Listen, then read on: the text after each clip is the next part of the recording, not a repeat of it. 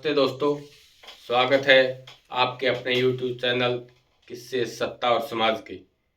दोस्तों, एक ऐसा व्यक्ति जिसने दलित समाज में जन्म लिया, गरीब परिवार में जन्म लिया, घोर गरीबी देखी, सामाजिक असमानता को सहा, लोगों के ताने बाने सहे, लेकिन एक दिन देश का उप प्रधानमंत्री बना। आज हम बात करेंगे देश के पूर्व प्रधानमंत्री श्री जगजीवन राम जी की। श्री जगजीवन राम का जन्म 5 अप्रैल 1908 को बिहार के आरा में हुआ था। जब वो स्कूल जाते थे तो उनको जो सामान्य श्रेणी के बच्चे थे उनकी लाइन में नहीं बैठने दिया जाता था। उनको जो जनरल कैटेगरी के बच्चे थे उस मटके में, जिस मटके में वो पानी पीते थे, उस मटके में इनको पानी नहीं पीने दिया जाता था। तरह तरह की गंदी गंदी जाति सूचक गालियाँ इनको दी जाती थी, लेकिन इन्होंने निश्चय किया कि मैं इस सामाजिक असमानता को मिटाकर रहूँगा और इन कठिनाइयों को अपने लक्ष्य में उन्होंने बाधित नहीं होने दिया। उन्होंने कलकत्ता विश्वविद्यालय और बनारस हिंदू विश्वविद्यालय से अपनी पढ़ाई पूरी की। जब वो विश्वविद्यालय में पढ़ते थे वहाँ भी उन्होंने अनेकों बार सामाजिक असमानता का सामना किया।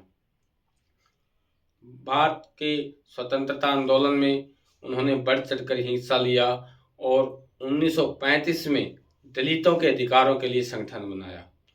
1937 में पहली बार बिहार विधानसभा के सदस्य चुने गए। 1946 में देश की संविधान निर्माण समिति के सदस्य बने और जब वो संविधान निर्माण समिति के सदस्य थे तो उन्होंने सामाजिक समानता का चैप्टर उसमें ऐड करवाने में अहम भूमिका निभाई। 1947 में जब देश आज़ाद हो गया तो पंडित जवाहरलाल नेहरू की कैबिनेट में सबसे युवा मंत्री होने का गौरव भी उनको प्राप्त हुआ। 1952 में जब देश में पहली बार आम चुनाव हुए तो उस समय उन्होंने जीत दर्ज की और लगातार 30 वर्षों तक मंत्री होने का एक रिकॉर्ड उनके नाम पर आज भी दर्ज है। इतने लंबे समय तक कोई भी मंत्री पद पर नहीं रहा है। वो इस दौरान रक्षा मंत्रालय, लेबर मंत्रालय और अनेकों महत्वपूर्ण बड़े बड़े पदों पर रहे। 1962 से लेकर 1986 तक वो बिहार के सासाराम सीट से लगातार सांसद चुने गए।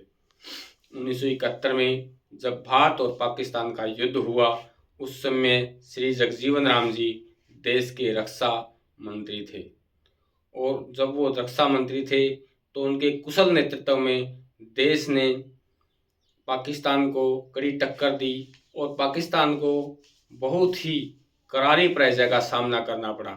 ये उनकी मजबूत नेतृत्व का परिणाम था।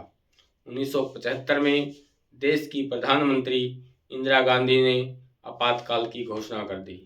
वो भले ही कांग्रेस में थे लेकिन उन्होंने इसका जमकर विरोध किया और इमरजेंसी के दौरान उन्होंने जेल काटी और 1977 में जब चुनाव हुए तो जनता पार्टी में शामिल हो गए। जनता पार्टी ने उनको देश का उप प्रधानमंत्री बनाया। कहा तो ये भी जाता है कि अगर उनके बेटे सुरेश की अश्लील सीडी नहीं मिलती तो वो देश के प्रधानमंत्री भी होते। उनकी एक बेटी मीरा कुमार जो लोकसभा की अध्यक्ष भी रही। इस प्रकार बाबू जगजीवन राम ने ताउम्र दलितों, पिछड़े वर्गों, गरीबों के अधिकारों की लड़ाई लड़ी और कभी अपना सुख नहीं देखा। हमेशा ही ईमानदारी और सिद्धांतों की राजनीति की। ये थी उनकी कहानी। उनका जीवन हमें सिखाता है कि हालात कितने भी खराब हों, अगर व्यक्ति का आत्मविश्वास मजबूत है, उसके हौसले मजबूत हैं, वो हिम्मत नहीं हारता है तो बड़े से बड़े लक्ष्य को भी प्राप्त कर सकता है। अगर मेरा चैनल पसंद आया हो तो इसको लाइक, शेयर एवं सब्सक्राइब करना ना भूलें। अगला वीडियो किस नेता पर हो ये भी कमेंट बॉक्स में अवश्य लिखें। धन्यवाद।